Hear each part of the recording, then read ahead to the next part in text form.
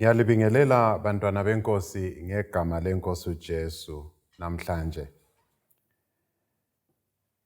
Isihloko sethu sanamhlanje sithi sona Luthando Bani Olungaka.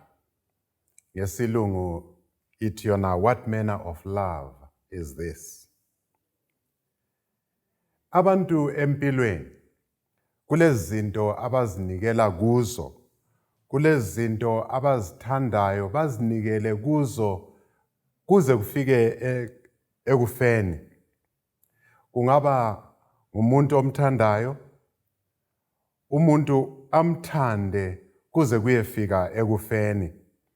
Bakhona abangane ongeke ubehlukanisa ngenxa yothando ababe belalo omunye komunye. Zikhona izimuli ezibambene kangaka kangangokuba bazimisela ukuthi omunye angafela omunye. Kukanti bakhona omama labo baba ezimulini abathandana kangaka kokuthi akulalutho olungabehlukanisa, akulalutho olungangena ludale umkenke phakathi kwabo. EBhayibhelini sithola abantu abathize abazinikela oluthweni oluthile, bazinikela ekuthini bathande lolo lutho abaluthandileyo, abalukhethileyo kwaze kwafika ekufeni. Yana lami ekuqaleni kweBhayibheli sithola indoda ogama layo ngu-Adam.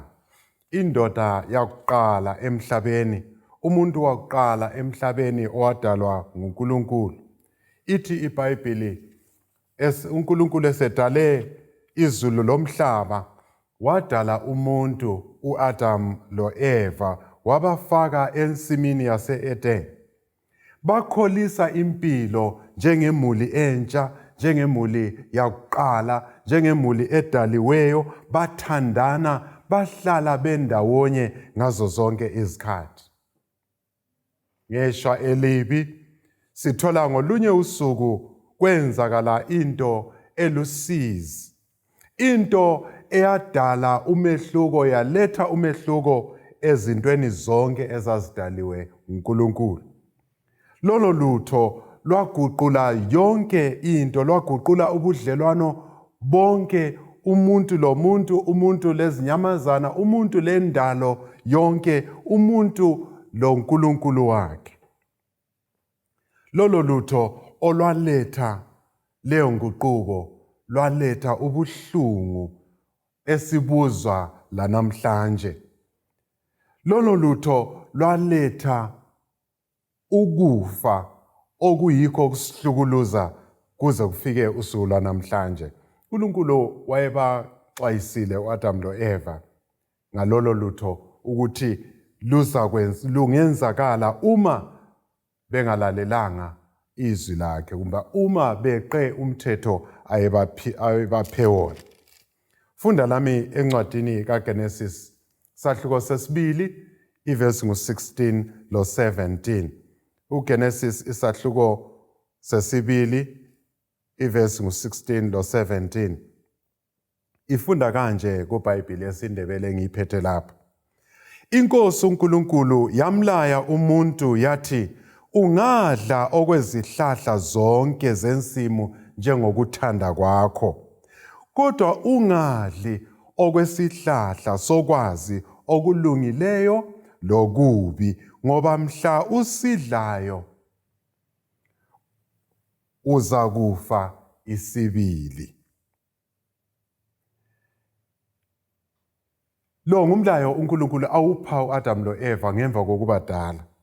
Ubanika lo umlayo ukuba bawulalele, bawulandele, bawugcine unjengoba unjalo. Kwenzakalani? Ngemva kokuba sebephiwe lo mlayo, bawulalela, bawulandela, baphila ngawo. Nxa usiya kuGenesis sahluko esilandelayo sesithathu, sithola uEva. Kolunye usuku iBhayibheli yasivezela ukuthi uEva uyasuka eceleni komkakhe, uyasuka eduzane lomngane wakhe, uyasuka akhangele abuke ingadi yase-Edeni aze achiye umkakhe aye khatshana laphana. Uma esebucwadlana laphana ufika esihlahleni akhangele lesi sihlahla, esabheke lesi sihlahla ubona inyoka. Inyoka iqala ukukhulumisana laye. Funda lami encwadini kaGenesis isahluko sesithathu, ivesi yesine sisiya kwesithupha, ivesi ngu-4 kusiya ku-6. Inyoka yathi kwesifazana, kalikufa, ngoba uNkulunkulu uyazi ukuthi mhla zidlayo amehlo enu azavuleka libe njengoNkulunkulu likwazi konke. Ngakho-ke lapho owesifazana ebona ukuthi isihlahla silungele ukudliwa lokuthi siyabukeka emehlweni lokuthi isihlahla sikhwabithisa ukuhlakanipha, wakha izithelo zaso, wazidla, wanika le ndoda yakhe, layo yadla. Nxa usukela phezulu ekuqaleni kwalesi sahluko isivezela iBhayibheli ukuthi nxa uEva esefike kulesi sihlahla uqala ukuxoxisana lenyoka. Kethuki ukuthi kungani inyoka namhlanje ikwazi ukuba ikhulumisane lami. Uyaxoxisana layo, azi inyoka ithi uNkulunkulu uthe lingadlini izihlahla zonke, abesesithi hayi kakunjalo, uNkulunkulu uthe sidle konke kodwa lesi sihlahla singasidli singasithinti futhi. Inyoka iyaqhubeka ibisithi lizithutha lini. uNkulunkulu uyakwazi ukuthi lingadla lesi sihlahla lizahlakanipha libe njengaye. Nxa ubala ke uvesi ngu-5 lo-6 iveza ukuthi uEva esekhangele lesi sihlahla wasihawukela wabona ukuthi siyakhwabitheka, wathatha wadla, esamukela enyokeni. Esenze njalo wathatha lesi sithelo uhamba laso ku-Adamu, ufika upha u-Adamu bayadla. iBhayibheli sifezela ukuthi u-Adamu laye wadla. Nxa ulandela iBhayibheli iveza ukuthi uEva wayengwa yinyoka, kodwa u-Adamu kazange ayengwe yinyoka noma kazange alingwe yinyoka, kazange alingwe njalo ngu-Eva. U-Adamu wadla esazi ukuthi kuyini akwenzayo. Wadla ngoba enanzelela ukuthi sokusitsho ukuthi umkakhe uzakufa. Uma ezakufa yena uzasala yedwa. Waba lozwelo olunjalo. Funda encwadini kaTimothi. Timothi wokuqala sahluko sesibili ivesi ngu-14. Timothi wokuqala 2 ivesi ngu-14 ifunda kanje: futhi u-Adamu kakhohliswanga, kodwa owesifazana wakhohliswa waphambuka. iBhayibheli sivezela ukuthi uEva wakhohliswa kodwa u-Adamu kakhohliswanga. Nxa uyibala ku-Patriarchs and Prophets, Ellen White usivezela amazwi anje kusahluko sesithathu kukhasi ngu-56. Ngizayifunda ngesilungu ke ngichasise kancinyane. An expression of sadness came over the face of Adam. Adam understood that his companion had transgressed the command of God. U-Adam nxa esebona lokho kwasekwenzakele, esebona uEva ebuya ethwele leso sithelo, ubuso bakhe bawa, wadana, waba lokudana kokuqala u-Adam, ngoba esesazi ukuthi kuyini okulandelayo. Wazi ukuthi umthetho kaThixo uEva useweqile. Kwaba lengxabano, kwaba lokuxokozela okukhulu engqondweni lehlizweni ka-Adamu ukuthi kuyini manje osokumele akwenze. Wayekwazi ukuthi lokho sokusitsho ukuthi useza kwehlukaniswa lesithandwa sakhe ayesithande kangaka.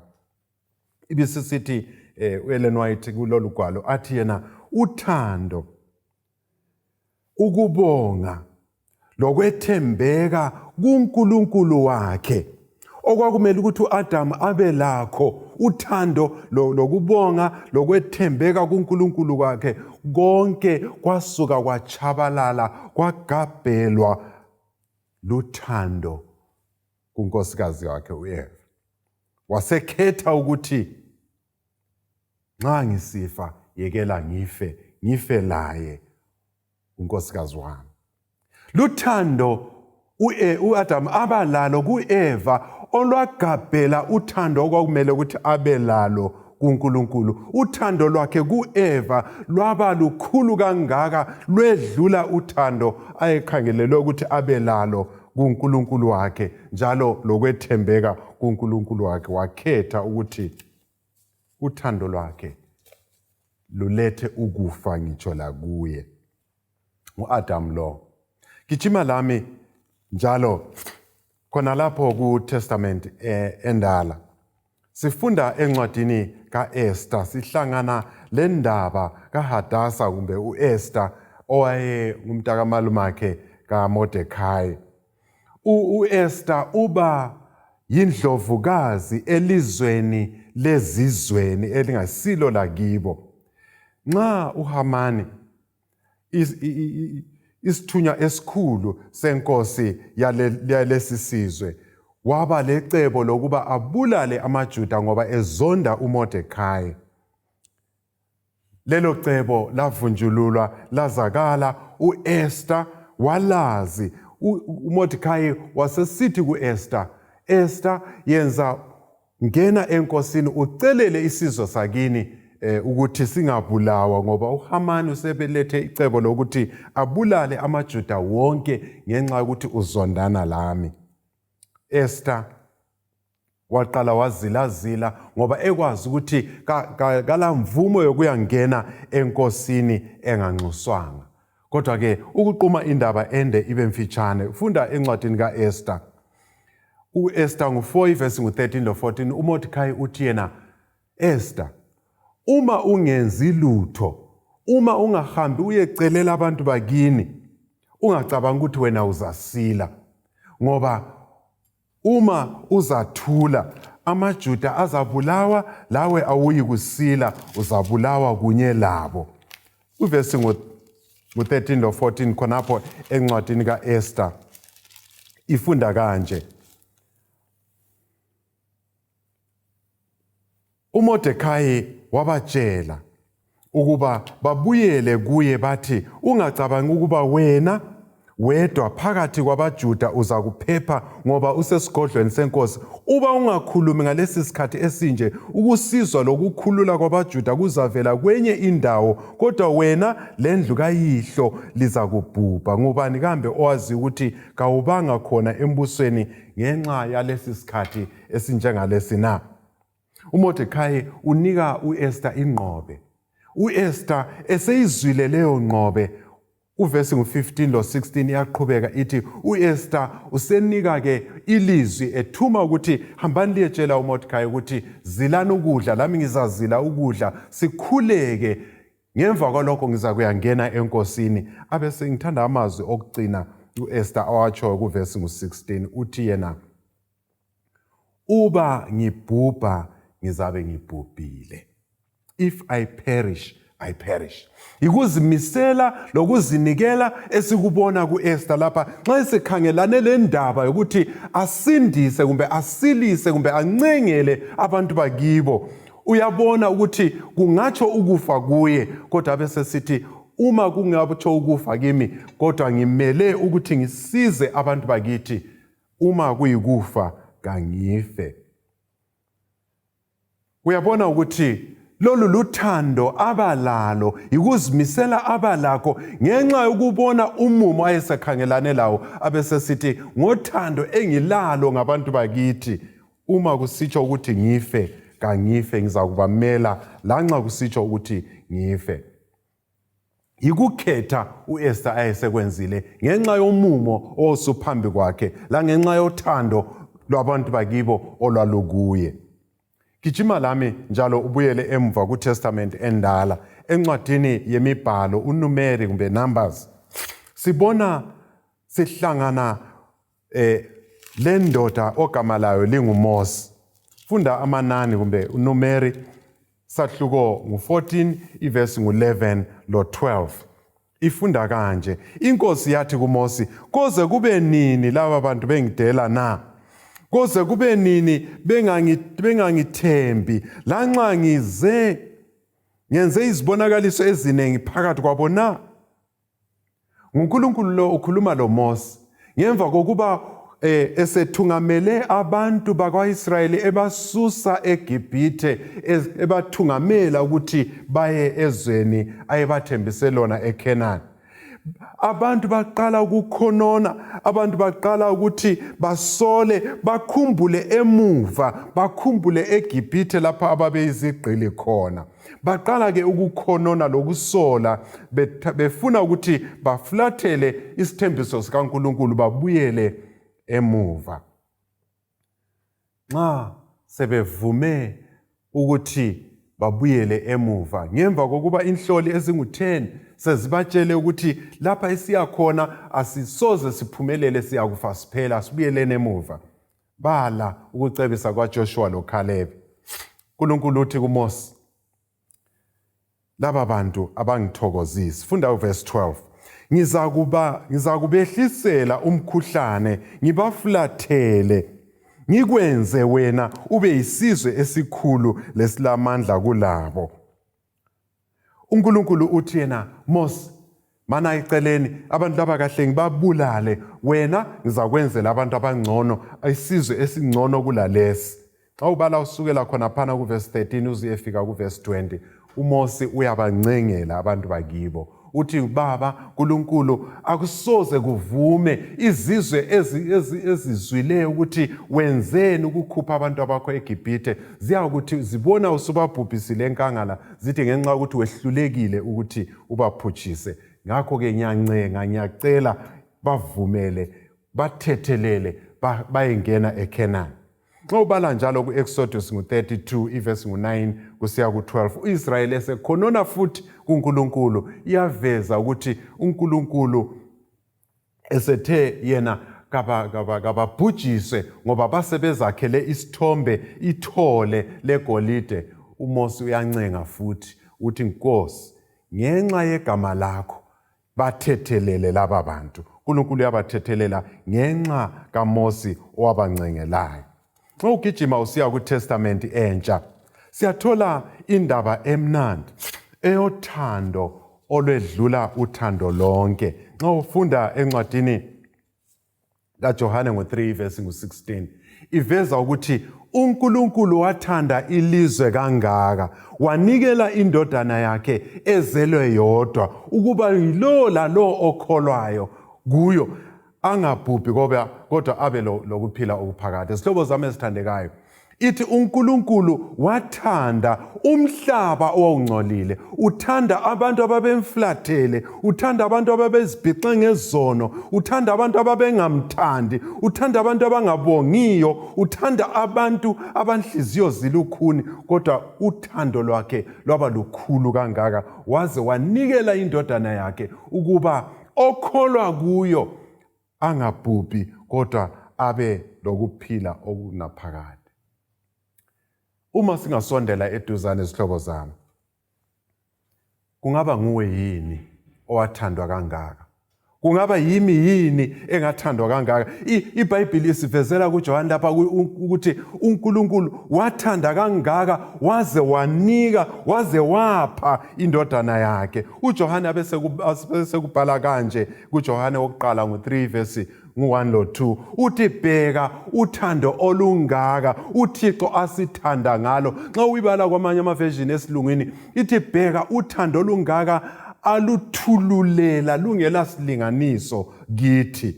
Luthando olukhulu uNkulunkulu alulethayo kithi ngoJesu, ngenxa yokuba uthande umhlaba, hatshi ngenxa yokuthi umhlaba umthandile, kodwa ngenxa yokuthi yena uvele uluthando. Izihlobo zami ezithandekayo, uma singabuyela emuva endabeni esiyithintileyo, uAdamu uthanda uEva. Uthando lwakhe siluthola luluthando olwenza ukuthi baze baye ekubhubheni, kwaletha ukufa emhlabeni. Kodwa ke olunye uthando esikhulume ngalo sithola uEsther. uEsther uthande abantu bakhe, kwafika ebangeni lokuthi azimisele ukuthi afe abafele, basindiswa kumbe baphepha ekufeni ngenxa yokuzinikela kukaEsther, ngenxa yothando lwakhe.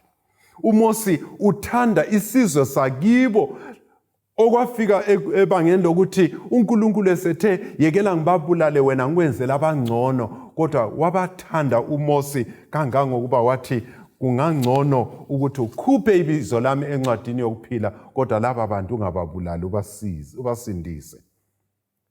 Cineni kwakho konke sithinte ngothando lukaNkulunkulu. Uthando olugabhela uthando lonke esingakhuluma ngalo. Wathuma kumbe wanika indodana yakhe uJesu kuba ifele thina njengezoni. Emhlabeni izihlobo zami ezithandekayo kungenzakala ukuthi sibe lothando olunjengoluka Adamu. Uthando luthanda luchiye ukuthanda uNkulunkulu, luchiye kumbe lukhohle izimemezelo zikaThixo. Ngifisa ukuthi namhlanje ekuseni uma singakhangela, uma singananzelela, uma singafisa ukuba sibe lothando olusindisayo, sibe lothando oluthanda lanxa kukubi, sibe lothando olulawulwa luthando oluvela ezulwini, uthando lukaNkulunkulu.